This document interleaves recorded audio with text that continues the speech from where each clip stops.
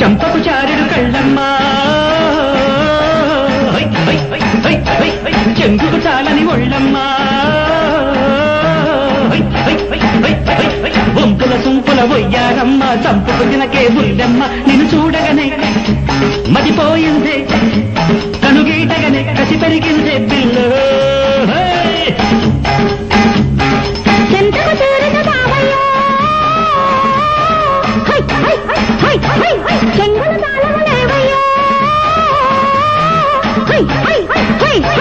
చీకటి చాటున సింగారయ్యో సిగ్గులు దోచుకు పోకయ్యో నడిపొట్టలలో పొడి చేరనే పొడి కోరికలే సుడిరేగలలేవయ్యో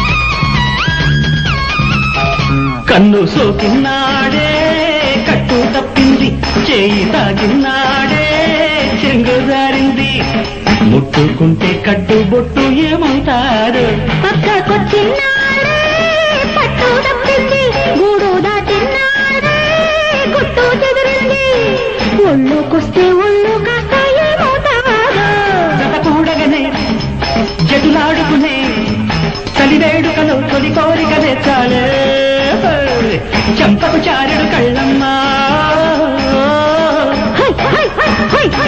చెంతకు చేరిన బావయ్యో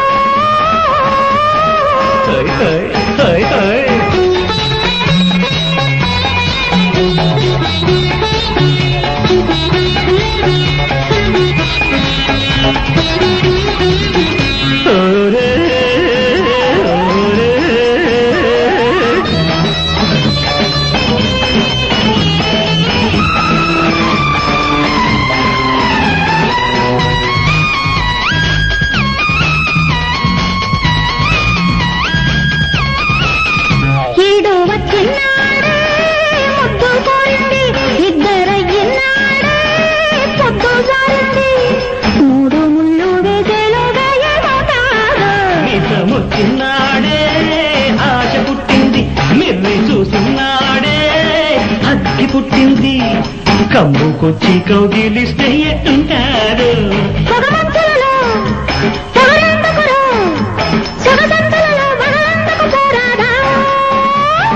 చంపకు చారుడు కళ్ళమ్మా చెంగుకు చాలని ఒళ్ళమ్మా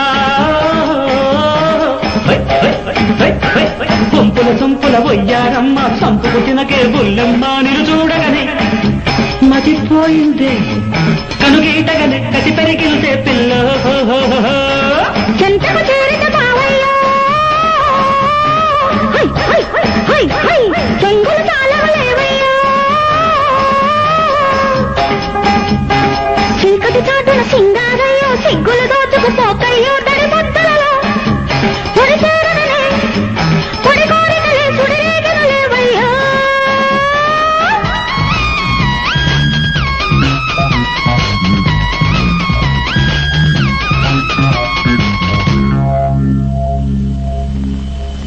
అది సరే కాని బాబు ఆ ఇంటికి మొత్తం ఎంత ఖర్చు అవుద్ది?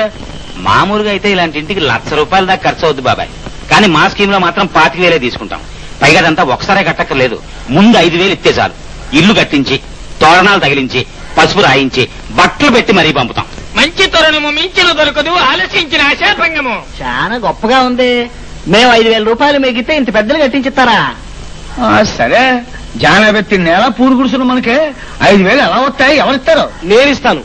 మీలాంటి పేదవాళ్ళకి అతి తక్కువ వడ్డీ మీద మీ స్థలాలు గుడిసెలు తనఖా పెడితే 5,000 అప్పు నేనిస్తాను. ఏంటి బాబు, మా మొదటి గుడిసె మీద 5,000 అప్పిస్తారా? ఇంకా కొన్ని ఆకులు రాలిపోయినా, రాటలు వాలిపోయినా, ఓడలు కూలిపోయినా సరే 5,000 అప్పు నేనిస్తాను. బతికిన నాళ్ళు మీలాంటి 10 మందికి సేవ చేసుకోవాలని నా కోరిక బాబు. చూసారా, మీ పేదోళ్ల పాలెడు దేవుళ్ళ ప్రత్యక్షమయ్యాడు. నన్ను అడిగితే ఆయన దగ్గర అప్పు తీసుకోండి, మా స్కీమ్ లో జమ వేసుకోండి. మీరే చేరండి జనతా హౌసింగ్ స్కీమ్. గృహములు గృహములు రుణములు, రుణములు, గృహములు గృహములు రుణములు, రుణములు.